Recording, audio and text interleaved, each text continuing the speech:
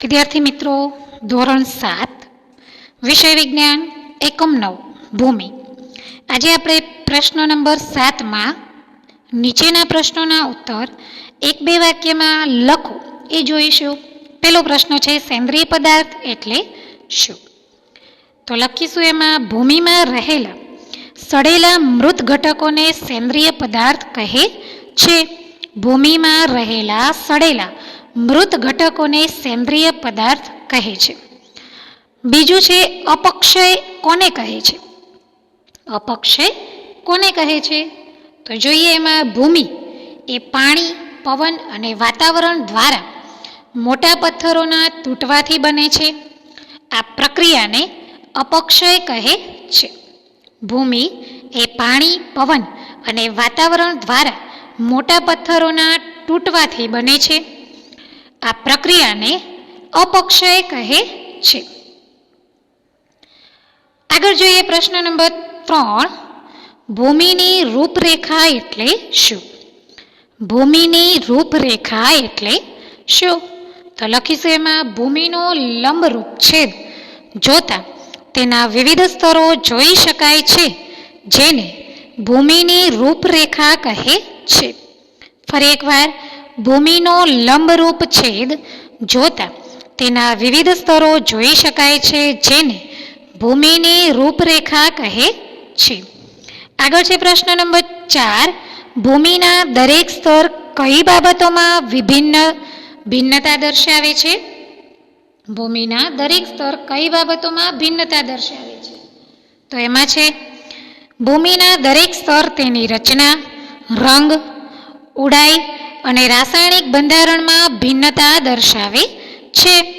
ભૂમિના દરેક સ્તર તેની રચના, રંગ, ઊંડાઈ અને રાસાયણિક બંધારણમાં ભિન્નતા દર્શાવે છે. આગળ પ્રશ્ન છે, રેતાળ ભૂમિ એટલે શું? રેતાળ ભૂમિ એટલે શું? તો લખીશું એમાં, જે ભૂમિમાં વિશાળ માત્રામાં મોટા કણો રહેલા હોય છે તેને રેતાળ ભૂમિ કહે છે. જે ભૂમિમાં વિશાળ માત્રામાં મોટા કણો રહેલા હોય છે તેને રેતાળ ભૂમિ કહે છે. પ્રશ્ન નંબર 6, માટીવાળી ભૂમિ કોને કહે છે? તો એમાં લખીશું, જે ભૂમિમાં ખૂબ જ ઝીણા કણો પ્રમાણમાં વધારે હોય તેને માટીવાળી ભૂમિ કહે છે. જે ભૂમિમાં ખૂબ જ ઝીણા કણો પ્રમાણમાં વધારે હોય તેને માટીવાળી ભૂમિ કહે છે. અને 7, ગોરાડુ ભૂમિ કોને કહે છે? તો એમાં લખીશું, જે ભૂમિમાં મોટા તેમજ ઝીણા કણો એકસાથે રહેલા હોય તેને ગોરાડુ ભૂમિ કહે છે. જે ભૂમિમાં મોટા તેમજ ઝીણા કણો એકસાથે રહેલા હોય તેને ગોરાડુ ભૂમિ કહે છે. હવે જોઈએ પ્રશ્ન નંબર 8, નીચેના પ્રશ્નોના ટૂંકમાં ઉત્તર લખો. પહેલો પ્રશ્ન છે, ભૂમિ કેવી રીતે બને છે તે સમજાવો. ભૂમિ કેવી રીતે બને છે તે સમજાવો. તો આપણે વિડીયોમાં પણ ઘણું બધું સમજી ગયા છીએ કે ભૂમિની લાક્ષણ, ભૂમિ વિશે ઘણું બધું. તો એમાં લખીશું આપણે, ભૂમિ કેવી રીતે બને છે?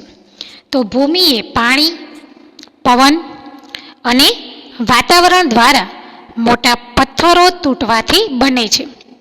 આ પ્રક્રિયાને અપક્ષય કહે છે. પથ્થરોનો અપક્ષય એ નાનો ઘટક અને વિવિધ પદાર્થનું નિર્માણ કરે છે. આમ પથ્થરના ઘટકો અને સેન્દ્રિય પદાર્થના મિશ્રણને ભૂમિ કહે છે. ફરી, ભૂમિ એ પાણી, પવન અને વાતાવરણ દ્વારા મોટા પથ્થરો તૂટવાથી બને છે. આ પ્રક્રિયાને અપક્ષય કહે છે. પથ્થરોનો અપક્ષય એ નાના ઘટકો અને વિવિધ પદાર્થનું નિર્માણ કરે છે. આમ પથ્થરના ઘટકો અને સેન્દ્રિય પદાર્થના મિશ્રણને ભૂમિ કહે છે. આગળ જોઈએ બીજો પ્રશ્ન છે, ચીકણી માટી પાકને કેવી રીતે ઉપયોગી છે? ચીકણી માટી પાકને કેવી રીતે ઉપયોગી છે? તો જોઈએ, લખીશું એમાં, ચીકણી ધરાવતી ભૂમિમાં માટીના કણો ખૂબ જ નાના, એકબીજાથી ચુસ્ત જોડાયેલા અને હવા માટે ખૂબ જ ઓછા અવકાશ છોડે છે. ચીકણી માટીના કણોની વચ્ચેની નાની જગ્યામાં પાણી રોકાઈ રહે છે. આથી તે વધુ પ્રમાણમાં પાણી રોકી રાખે છે. આ ઉપરાંત ચીકણી માટી કણોથી ભરપૂર હોય છે અને ફળદ્રુપ હોય છે. આમ ઊંચી જલધારક ક્ષમતા, ફળદ્રુપતાના ગુણધર્મોને કારણે ચીકણી માટી પાક માટે ખૂબ જ ઉપયોગી છે. ફરી એકવાર, ચીકણી ધરાવતી ભૂમિમાં માટીના કણો ખૂબ જ નાના, એકબીજાથી ચુસ્ત જોડાયેલા અને હવા માટે ખૂબ જ ઓછો અવકાશ છોડે છે. ચીકણી માટીના કણોની વચ્ચે નાની જગ્યામાં પાણી રોકાઈ રહે છે. આથી તે વધુ પ્રમાણમાં પાણી રોકી રાખે છે. આ ઉપરાંત ચીકણી માટી કણોથી ભરપૂર હોય છે અને ફળદ્રુપ હોય છે. આમ ઊંચી જલધારક ક્ષમતા, ફળદ્રુપતાના ગુણધર્મો ધરાવતી હોવાને કારણે ચીકણી માટી પાક માટે ખૂબ જ ઉપયોગી છે. આગળનો પ્રશ્ન છે ભૂમિ અને તેમાં થતા પાક વિશે. ભૂમિ અને તેમાં થતા પાક વિશે ટૂંકમાં માહિતી આપો. ભૂમિમાં જે પાક થતા હોય એના વિશે આપણે ટૂંકમાં માહિતી આપવાની છે. તો એમાં લખીશું ભૂમિ. ભારતના જુદા જુદા ભાગમાં જુદા જુદા પ્રકારની ભૂમિ છે. ભૂમિ અને તેના પાક વિશે માહિતી કીધી છે. તો કે ભૂમિ કઈ કઈ છે? તો એમાં લખીશું રેતાળ, ચીકણી અને ગોરાડુ ભૂમિ છે. હવે તેમાં થતા પાક, તો કે ચીકણી અને ગોરાડુ બંને પ્રકારની ભૂમિ એ ઘઉં અને ચણા જેવા ધાન્ય માટે યોગ્ય છે. આ પ્રકારની ભૂમિ પાણીને જકડી રાખે છે. ચોખા જેવા પાક માટે ભૂમિ ચીકણી હોય છે. બીજું છે અન્ન, કઠોળ, મસૂર જેવા ભાગ માટે ગોરાડુ ભૂમિ જરૂરી છે. કપાસ માટે રેતાળ અથવા ગોરાડુ જમીન જરૂરી છે. આમ વધુ પ્રમાણમાં હવા ધરાવે છે અને વધુ યોગ્ય છે. ચીકણી માટી ખૂબ જ ફળદ્રુપ હોય છે, માટે દરેક પાક માટે જરૂરી છે. અને જ્યારે ગોરાડુ ભૂમિ વનસ્પતિની વૃદ્ધિ માટે યોગ્ય જલધારક ક્ષમતા ધરાવે છે. બરાબર. આગળ છે નીચે આપેલા વિધાનોના કારણ આપી સમજાવો. પહેલું છે માટી, કુંડા, રમકડા કે મૂર્તિ બનાવવા માટે ચીકણી માટીનો ઉપયોગ થાય છે. કારણ કે તેમાં લખીશું કારણ કે તેમાં માટીના કણો ખૂબ જ નાના, એકબીજાથી ચુસ્ત જોડાયેલા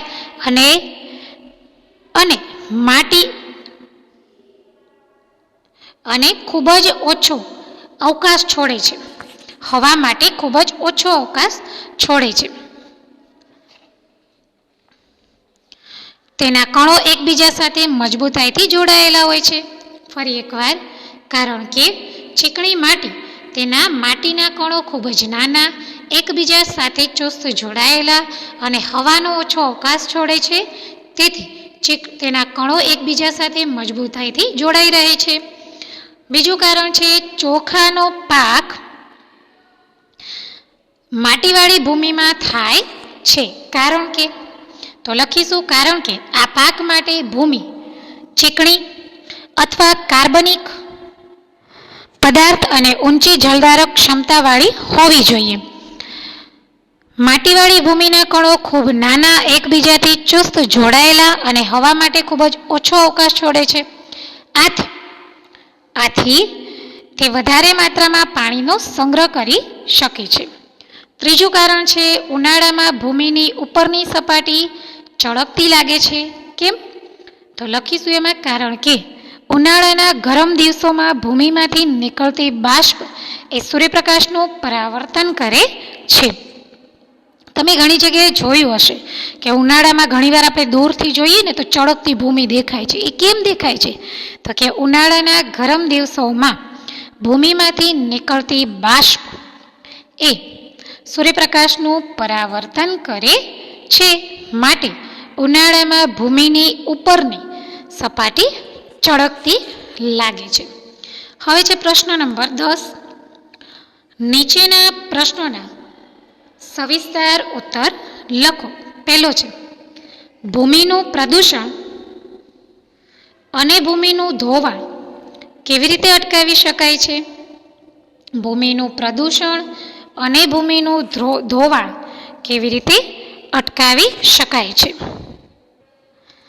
જોઈએ એમાં પહેલું છે ભૂમિનું પ્રદૂષણ. તો આપણે ભાગ આપીને લખવાનું છે કે ભાઈ ભૂમિનું પ્રદૂષણ અટકાવવા માટે નીચેના પગલાં. એમાં પહેલું લખીશું પ્લાસ્ટિકની કોથળીઓ ભૂમિના પ્રદૂષકો છે. તેઓ ભૂમિમાં રહેલા સજીવોને પણ મારી નાખે છે. આથી પ્લાસ્ટિકની કોથળીનો વપરાશ અટકાવવો જોઈએ. 2. કચરો અને રસાયણો પણ ભૂમિને પ્રદૂષિત કરે છે. આથી તેના પર પણ કાર્ય ભૂમિમાં કર્યા પછી તેને ભૂમિમાં મુક્ત કરવા જોઈએ. 3. જંતુનાશકો વધારે ઉપયોગ જમીનની ફળદ્રુપતા ઘટાડે છે. આથી તેમનો ઉપયોગ ઓછામાં ઓછો કરવો જોઈએ. આ ઉપરાંત રાસાયણિક ખાતરની જગ્યાએ સેન્દ્રિય ખાતરનો ઉપયોગ કરવો જોઈએ. બરાબર. હવે લખીએ તો કે ભૂમિ ધોવાણ અટકાવવા નીચે દર્શાવ્યા મુજબ પગલાં લેવા જોઈએ. પહેલાં જોયું તો કે પ્રદૂષણ અટકાવવા માટે, હવે ધોવાણ અટકાવવાની વાત કરીએ. તો એમાં લખીશું નંબર 1 કરીને ભૂમિની સપાટીનું પાણી, પવન કે બરફ દ્વારા દૂર થવાની પ્રક્રિયાને ધોવાણ કહે છે. વનસ્પતિના મૂળ ભૂમિને નિશ્ચિત રીતે બાંધે છે. વનસ્પતિની ગેરહાજરીમાં ભૂમિ ઢીલી પડે છે, જેથી પવન અને વહેતા પાણી દ્વારા સરળતાથી ચલિત થાય છે. આથી વૃક્ષો કપાતા અને વન કટાઈ અટકાવવી જોઈએ. 2. જે વિસ્તારમાં ભૂમિ પર વૃક્ષો ઓછા પ્રમાણમાં હોય અથવા હોય જ નહીં ત્યાં ગંભીર ધોવાણ જોવા મળે છે. આથી લીલા વિસ્તારોનો વધારો કરવા માટેનો પ્રયાસો કરવા જોઈએ. તો આ રીતે તમારે વ્યવસ્થિત રીતે લખવાનું છે. હવે છે બીજો પ્રશ્ન, ભૂમિની રૂપરેખા વિશે આકૃતિ દોરી વિસ્તૃત માહિતી આપો. ભૂમિની રૂપરેખા એના વિશે આપણે વિસ્તૃત માહિતી, એમાં આપણે તમારે પેજમાં પાઠ્યપુસ્તકમાં છે ભૂમિનો A સ્તર, B સ્તર, C સ્તરવાળી જે આકૃતિ છે એ દોરવાની છે. ચલો એમાં આપણે વિસ્તૃત માહિતી જોઈએ. તો કે ભૂમિનો લંબરૂપ છેદ જોતા તેના વિવિધ સ્તરો જોઈ શકાય છે, જેને ભૂમિની રૂપરેખા કહે છે.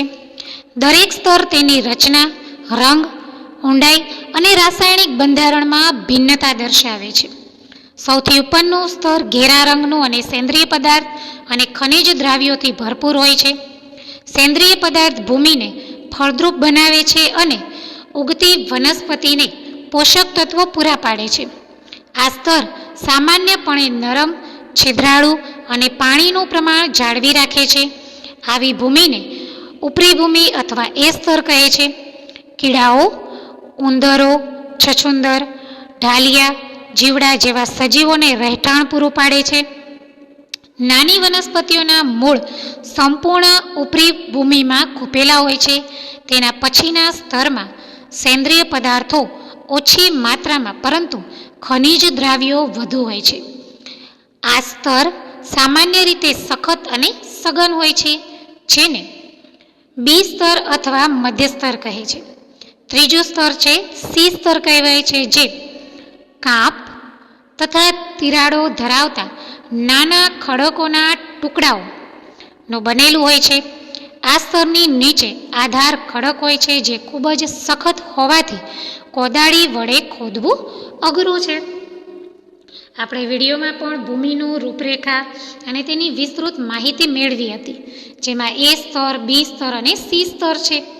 A સ્તર છે કે જે ઉપરનો ભાગ છે, સૌથી ઉપરનો સ્તર ઘેરા રંગનું અને સેન્દ્રિય પદાર્થ ખનિજ દ્રવ્યોથી ભરપૂર હોય છે, તેને A સ્તર કહે છે, જેમાં કીડા, ઉંદર, છછુંદર, ઢાલિયા વગેરે પણ રહેઠાણ પૂરું પાડે છે. B સ્તર છે જે સામાન્ય રીતે સખત અને સઘન હોય છે, મધ્ય સ્તર કહેવાય.